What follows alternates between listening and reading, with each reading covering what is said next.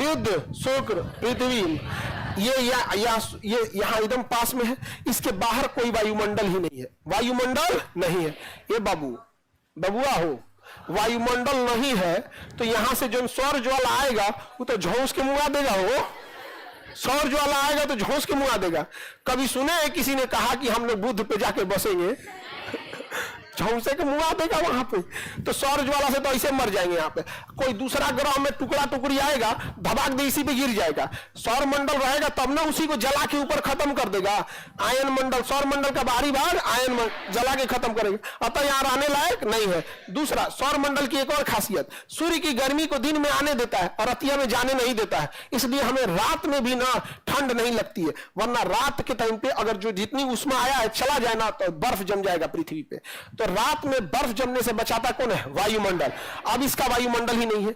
ज्यादा प्रकाश आने से बचाता है वायुमंडल, और रात में लौटने से बचाता है वायुमंडल। आई बैला के पास दोनों कुछ नहीं हो सकता है। दिन में जराइए देगा, दिन में जरा देगा। 600 डिग्री सेल्सियस से ज्यादा हो जाता है। 600 डिग्री मतलब लगभग 480। कितना हो जाता है? 400। सोचिए दिनों में टेम्परेचर कितना हो जाता है? 400।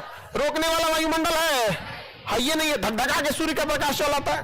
और वायुमंडल है ये नहीं है तो रात में सब प्रकाश वापस चल जाता है। -180 दिनों में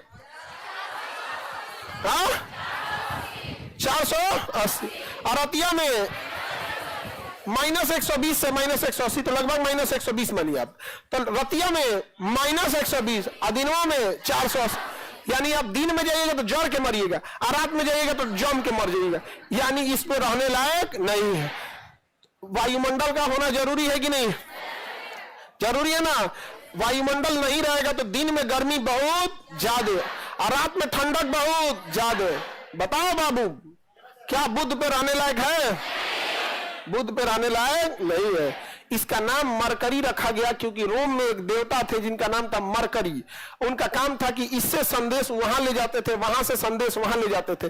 तो अगर किसी से दूरियां बढ़ जाती थी, बातचीत नहीं हो पाता था, कोई रिप्लाई वगैरह नहीं करता था, जैसे किसी को मैसेज किए रिप्लाई नहीं किया, तो इस कंडीशन में रोम के लोग किसे याद करते थे? मरकरी देवता को, कि मैसेज किए हैं रिप्लाई ये नहीं आ रहा है, मरकरी देवता तनी काम बना दीजिए। समझ आ गया कि नहीं गया?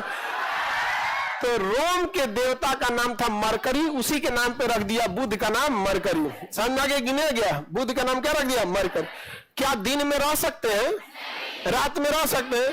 क्या इसमें उल्का पिंड गिरेगा तो ये बच सकता है? नहीं। सौर ज्वाला से बच सकता है? सबसे जल्दी चक्कर लगाएगा बुध। सबसे छोटा है बुध, सबसे नजदीक है बुध, सबसे जल्दी चक्कर मारेगा बुध।